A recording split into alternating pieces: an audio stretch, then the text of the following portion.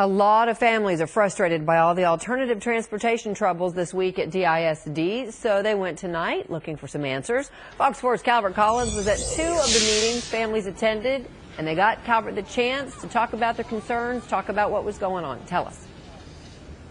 Well, that's exactly right. In fact, the second meeting, Heather, just wrapped up almost 2 hours after it started. But a lot of people, some got their questions answered by the representatives of these alternative transportation companies.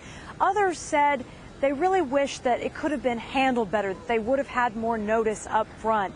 And some voiced their concerns over the drivers not wearing ID badges, not sure about their background checks, and they certainly want better signage front and back on all of the vehicles.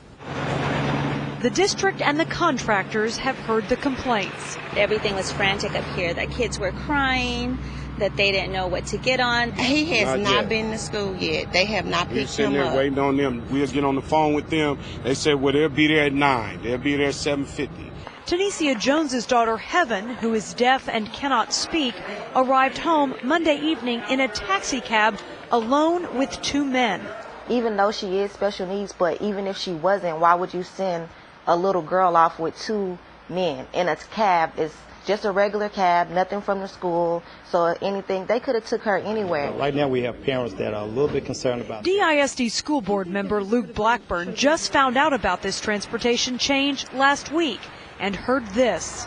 A person said that they were a contractor, but the student didn't believe him. So, of course, the student left. We hope people are not out there trying to take advantage of our kids in this situation. At 2 parent meetings tonight, ALC representatives gave presentations on their safety standards.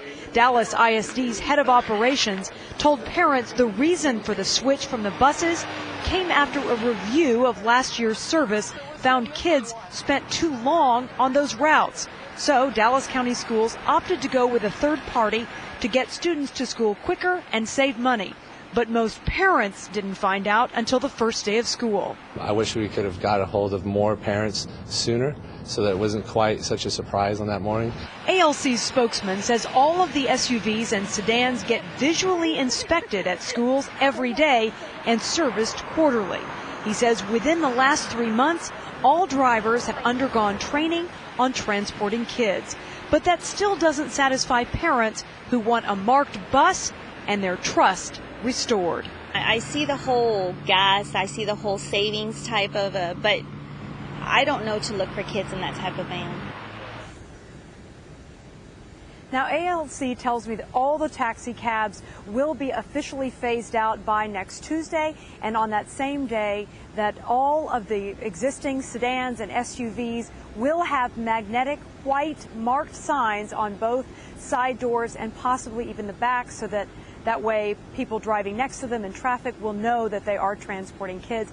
I should mention that in all fairness, DISD and ALC have both told me they've gotten a number of supportive emails from parents this week saying that they really do like the more personalized service, that the kids are getting to school quicker. So they do appreciate it, and there are some of those parents coming forward, Heather. But a lot more, it seems, Calvert, don't like it, or at least those are the ones who are being vocal. And with so many concerned and wanting to go back to the buses, is that what the district's going to do? Well, it's unsure of right now, but we can tell you I did ask school board member Lou Blackburn that, and he said it's not on their board agenda, at least coming up. He says it's really going to be up to Superintendent Mike Miles to decide if the buses or the other cars really are the best option all around. But the head of operations for Dallas ISD says it would be tough to get rid of this alternative means of transportation because they'd have to train more bus drivers to fill those spots. All right, Calvert Collins live for us tonight. Thanks, Calvert.